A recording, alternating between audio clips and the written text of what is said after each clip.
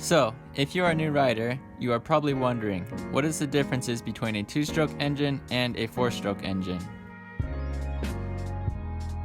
So, today we are going to be going over the differences from a 2-stroke and a 4-stroke from a rider's perspective.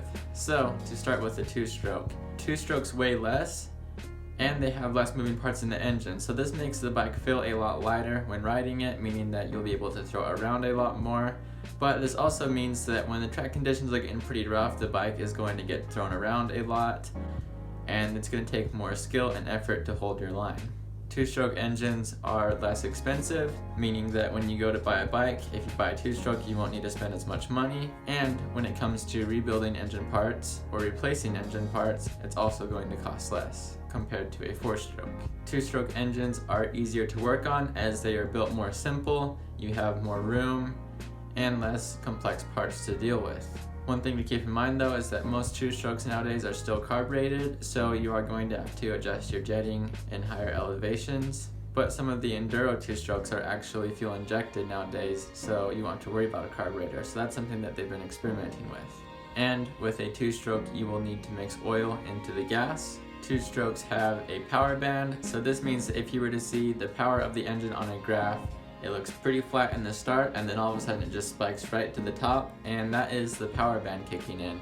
So this can make the bikes a little bit more of a challenge to ride, but it also makes them a lot more fun. Now, if you are going to buy a brand new bike and you're going for a 2-stroke, not all brands at the moment are manufacturing 2-strokes, so this will narrow down your options as to what brand you go for. But lastly, you're just going to turn more heads if you're riding a 2-stroke, because a lot of people really seem to like the sound and the smell of a 2-stroke. That's not a 2-stroke, is it? Oh, I gotta watch it! Whoa! Now, to go over 4-strokes from a rider's perspective.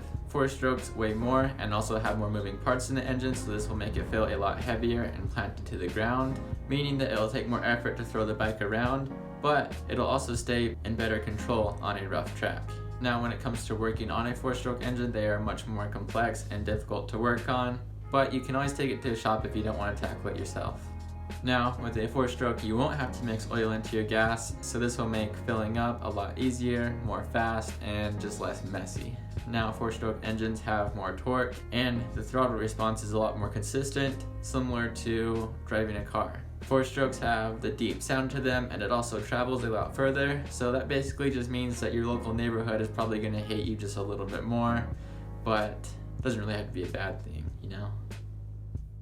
So I hope this gives you a better understanding as to what you might prefer. Stay tuned for the next episode of New Rider Questions, where we will go over the different brands and sizes of bikes to help you find what's right for you. I hope you enjoyed, and I will see you in the next video.